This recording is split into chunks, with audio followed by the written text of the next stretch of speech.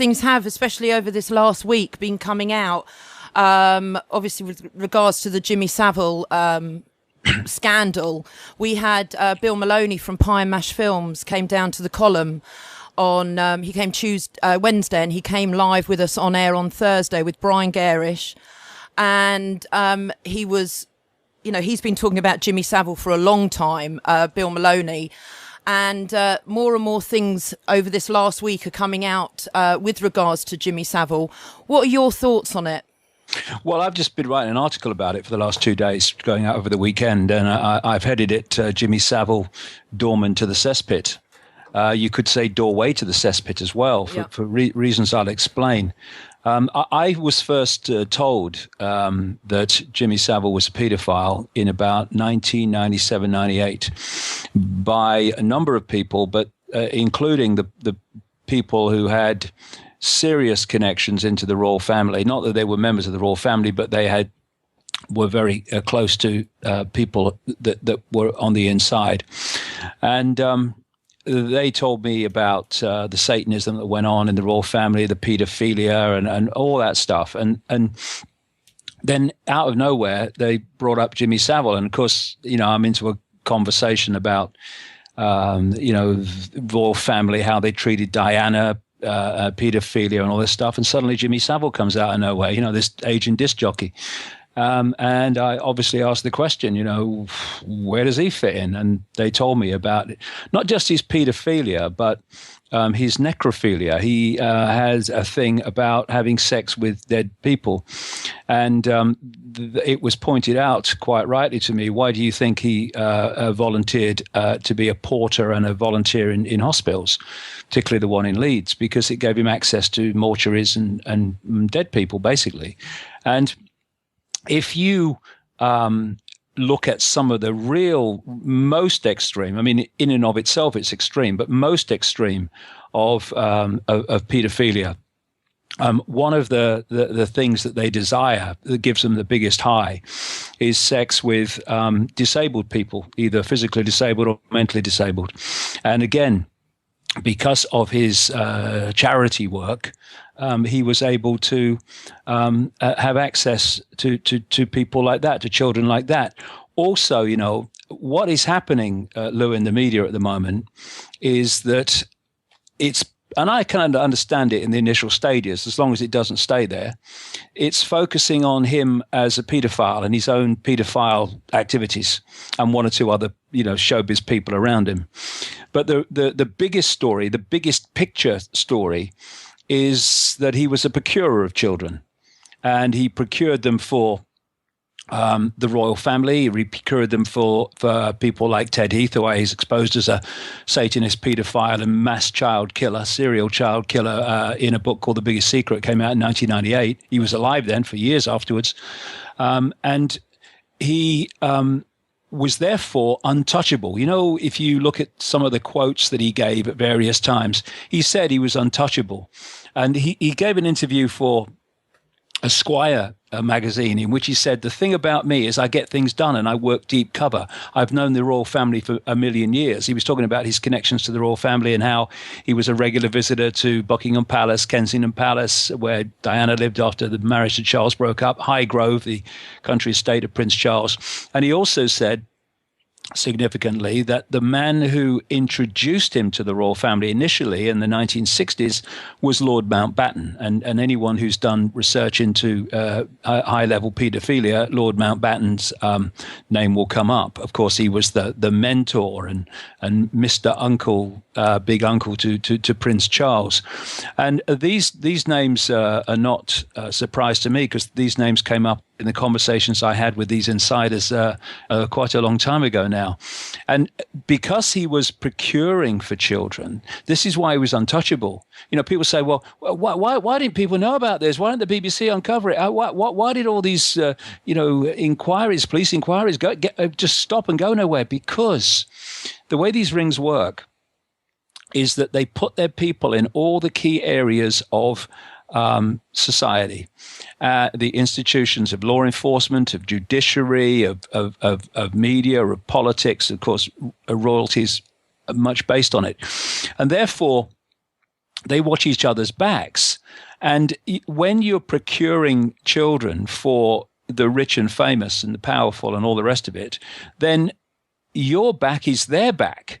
Because if you go under and it comes out, they go under and it comes out. And one of two things happens to these procurers of children. Either they keep quiet and are safe, like Savile, hence he got to the age of 84, or you're considered dangerous and not safe, in which case you're no longer with us. And Savile understood the game, and he played the game to his own benefit. And another question, maybe someone can answer it. Maybe there's a plausible answer. But I look at his Rolls Royce that went for about 160 grand. I look at his other cars, Bentleys and stuff. I look at, apparently, according to the media anyway, he has at least 8 homes. I look at the millions of pounds in cash on top of all that, in bank accounts that was in his will. And I look at a guy who, yes, would have earned quite well in the 60s and 70s as the disc jockey and Jim Will Fix It and personal appearances and advertising. But then I look at a guy of 84 who's done none of that for decades and has no real obvious means of living that lifestyle, but still does. And, all I can say is procuring children for rich and famous pedophiles is a very lucrative business because you obviously get well paid for it if you do it well, and he appears to have done from their point of view. And they also watch your back because your back is their back. And I found it interesting. There was an interview with a guy in, I think it was the Daily Mail this week, a guy called Guy Marsden, who was a nephew of Jimmy Savile. And he said that at the age of 13, he lived up in Leeds. He ran away from home with a few friends to London. And he ended up, as they do, at Euston Station, and was picked up by some sleazy guy, as they normally are, and taken to some what was described as a grubby flat. And he said around 4 days later, Uncle Jimmy Savile turns up, not because he knows his nephew's there, but he's come to see the sleazy guy. And he said he's 59 now, this guy, and married with children and all the rest of it. But he said that when Jimmy Savile turned up, he thought, oh, no, I'm in for it now, because he'd run away from home and didn't tell his parents where he was. But no, he said, Jimmy just took us to a better place. And he told the story of how he and his friends were taken to the very palatial apartment of or a house of a so-called famous pop impresario, and that he witnessed paedophile parties at which Savile would bring children. Sometimes he would bring along, he said, someone who was dressed like a priest, which gave the feeling that these kids were coming from children's homes, exactly where they were coming from. And so back in the 60s it was going on, and he's done it ever since. It's sort of been a bit of an open secret. A lot of people have seemed to know that Jimmy was in, he liked the young ones. I mean, even in his autobiography, Love is an Uphill Thing, there's quite a few telling tales that he describes, getting young, wayward, young teenage girls and all that. And yet, nothing was ever done about it.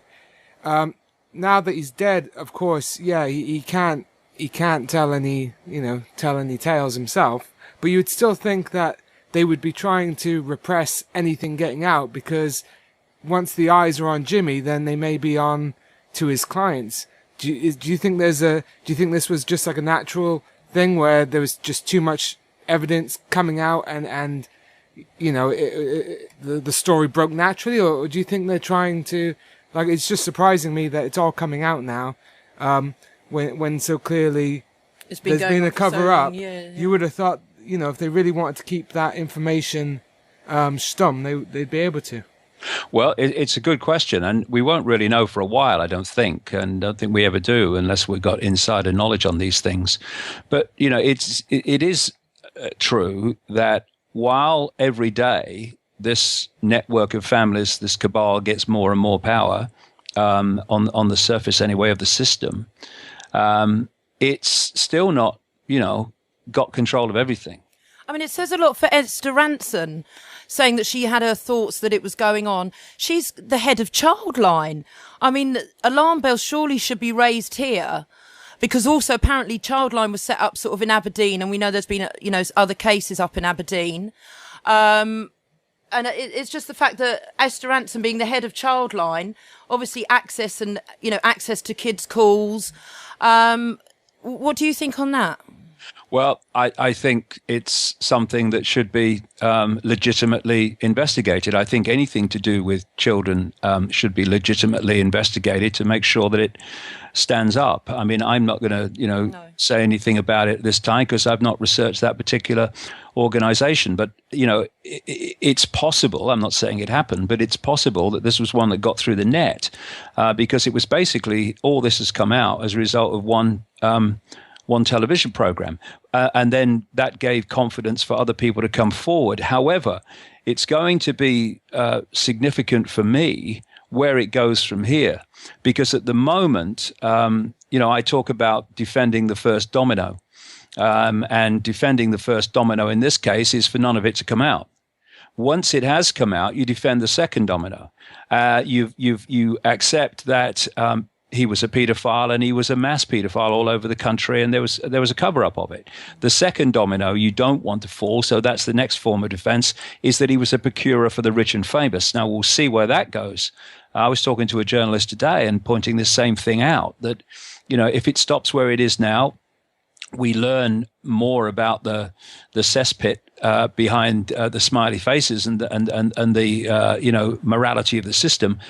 But we need to go the next step forward, because once we can connect Savile's procurement to not just soap stars that people are talking about and other people in showbiz, that needs to happen. Yes, if it's true, I'm sure in many cases it is. But what we need to do is to connect this through to the real people that are orchestrating it, to the royal family, to the top politicians. I was told by many people, which is why I was confident to go and name him when he was alive for years afterwards, that Ted Heath was a Satanist, was a torturer of children and a mass killer of children. He loved to kill them. I was told this by enough people in the 1990s, the late 1990s, mid 1990s, to go with it. And in this book, The Biggest Secret, and nothing since has given me anything but confirmation of this. And to see him connected into the Jersey Children's Home, he was also connected by some researchers into Kincora, the boys' home in Belfast. That scandal broke in the 1980s time, and Mountbatten's also been connected to that by some researchers, which connects us into Savile again, who said that Mountbatten was the guy that introduced him to the royal family, and which led him to have a close relationship with Prince Philip, till they had a big row and they fell out apparently, and also with Prince Charles, which has been even come out in the mainstream media, the Christmas cards and all that stuff. Also, don't forget, I mean, he may have been exaggerating, but certainly it happened on some occasions that Savile spent Christmas with Margaret Thatcher. And I'm not saying Margaret Thatcher knew the background, but Margaret Thatcher's cabinet, like the Blair cabinet, was awash with paedophiles.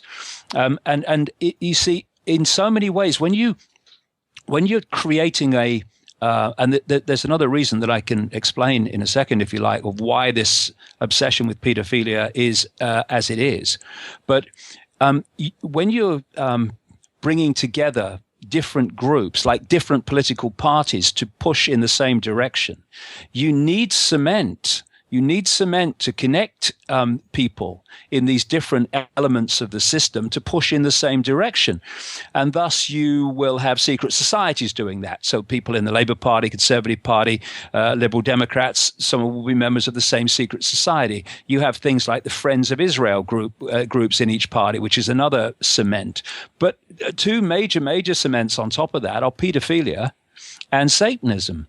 And if you can get somebody into the ring, into the system, either as a procurer or as a partaker of this nightmare, then those people are going to do what you say from then on. You get a prime minister who's been compromised in this way, and he will pass and press for whatever legislation you want, whether he's conservative or Labour or anything. And there's an enormous amount of blackmail going on, which is leading to politicians pressing for things that they wouldn't otherwise press for and pass and bring into law.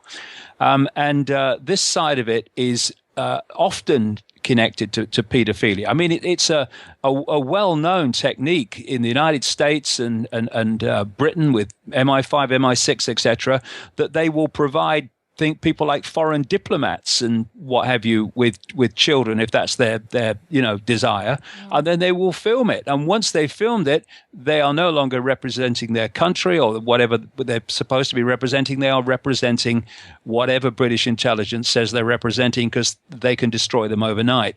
And it's interesting when you watch people who in politics who have said they stand for this and stand for that, and at one point possibly genuinely did, but then suddenly they go in the opposite way. Well, maybe they've changed their mind, or maybe their mind's been changed for them.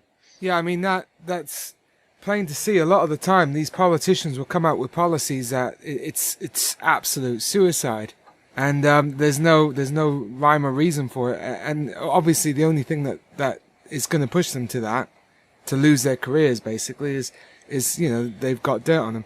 And this is the same thing with like Bohemian Grove and all these sorts of I mean, Stanley Kubrick, Eyes Wide Shut. It's that sort of thing. There's dirt on absolutely everyone, and there's that sort of there's that you don't even need to have blackmail. No, everybody just knows that. Bill came out with this is society. This is the situation.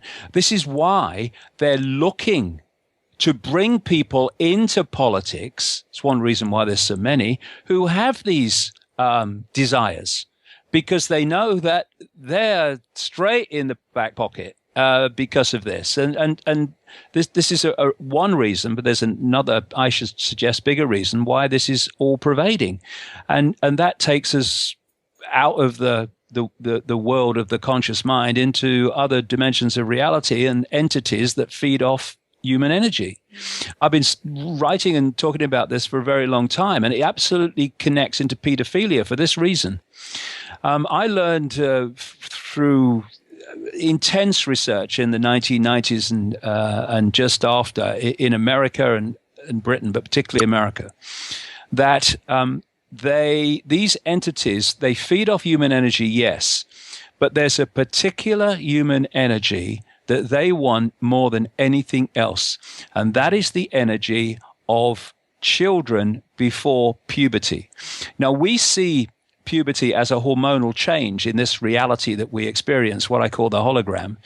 But if you go back to the base construct of this reality, it's not what we see. It's actually a vibrational information field, a waveform information field.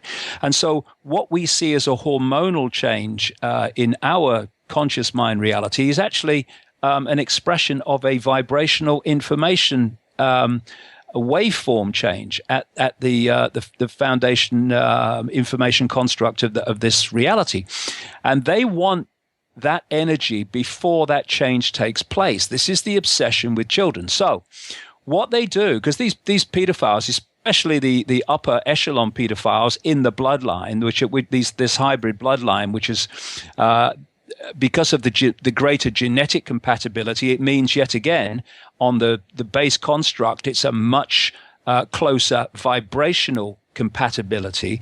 It means that these bloodline people or families, whatever, are much more easily and more powerfully possessed by these entities beyond human sight than the general run of the population, where the genetic and therefore the energetic compatibility is not as close. And so what they do is these possessing entities, which take control of the mental and emotional processes, they are stimulating this desire for sex with children. And when the sex is happening, the possessing entity is using the paedophile as a conduit to draw off the child's life force. There are some shaman around the world in native cultures that also talk about this. And I found this in research in the Western world and insiders in politics and many other things. But that's what's happening. And because there is this insatiable demand for this energy, there is this insatiable desire of pedophiles, because the two are connected. And because there's these two expressions of insatiable desire for sex with children and the energy drawn off it, there is an insatiable need for a constant throughput of children all over the world. And this is where the Saviles come in. This is where on another level the Hamiltons come in. In the Dunblane killer, Thomas Hamilton, he was a procurer of children for the elite as well, and these people are covered up as he was until Dunblane happened. And of course, you were talking to Arizona Wilder, coming out with similar stories. There was Kathy O'Brien as well, talking about what went on. I mean, firstly, how is Arizona? Do you stay in touch with her? How is she? Sat with us some years ago. Stay in touch with Kathy O'Brien. We had an email exchange only the other day, but Arizona just sort of disappeared. I said in my last book, if you're out there, contact me. Let's make sure you're okay. Yeah. But yes, I picked up this theme from people all over the world, Australia, Africa, wherever you go, because, as I said before, the world is controlled by the secret society equivalent of a transnational corporation. There is a headquarters of the secret society corporation. It's in Europe. There are major subsidiaries in places like the United States, but the headquarters is in Europe. And in each country, there is a network of secret societies and bloodline families and their agents and offshoots whose job it is to impose the centrally dictated global agenda upon their sphere of influence, their country, and at all levels, the global level, through the European Union levels, through national levels, into local community levels, because it is a holographic structure. Every part of the whole, no matter how small, is a smaller version of the greater whole. At every level, therefore, you find the same blueprint operating, and crucial to that blueprint is Satanism and pedophilia. Everywhere you go, everywhere. Mm-hmm. And it goes back, thousands of years. The whole thing of taking people's children, all these decadent evil societies, the Aztecs, the Egyptians. They all have these cases where they would have to take the masses' children and sacrifice them to their gods and all this sort of thing. And even now, today, with the modern eugenics movement, coming out of Galton and Darwin, you've got this obsession with killing children. We don't need to, the amount of papers that they come out with trying to promote infanticide, you're able to abort up to 2 or 3 years, because they're not real people there. It takes someone, extremely sick to even think that's acceptable, and it makes you wonder how these people can get away with it, because I'm pretty sure if a person off the street went and killed a 1-year-old baby, you wouldn't have a load of trendies coming up to you and saying that it was acceptable. It's a sickness. It's very frustrating to even talk to other people about this sort of thing. Yeah. Because they think you're mad to even be talking about it. The one thing, sorry to rant on, but there was that book that the German government, it's sanctioned by the EU, about how to sexualize your daughter, how fathers should masturbate their daughters because women are growing up ashamed of their bodies because there's not a natural from the parents. But then we've got molesting them, and it's EU sanctioned. And then you've got the Vatican City with the legal age of consent is, I think they've moved it up now. It was 12, wasn't it? I think they've moved it up to 14 now as well. Yeah, it's just, but the thing is, it's all documented. It's black and white. There are these books out there. They're handing them to schools, and you talk about it, and people look at you like you're the nut job. And I know it's very frustrating, Yeah, a few things there. First of all, sacrificing young virgins to the gods, as they used to say, that's just code for children. That's all, prepubescent children, because they want this energy before puberty. I was reading the other day that Harriet Harman, the deputy leader of the Labour Party, she represented an organisation at one point as a lawyer who wanted to bring down the age of consent for children, and it's this obsession with children and sex with children, all that stuff. It just comes up all over the world, and there is a reason for it, and the reason is what I've been talking about, and this is something that people need to start to get their heads around. The fact that the world is not, and what is happening in this world is not confined to what you can see in the tiny frequency band that your eyes can bring into some kind of a physical world. It's much bigger than that. And to understand what goes on outside human sight is to have a much greater understanding of what goes on within human sight. Yeah. I think moving on to maybe different topic,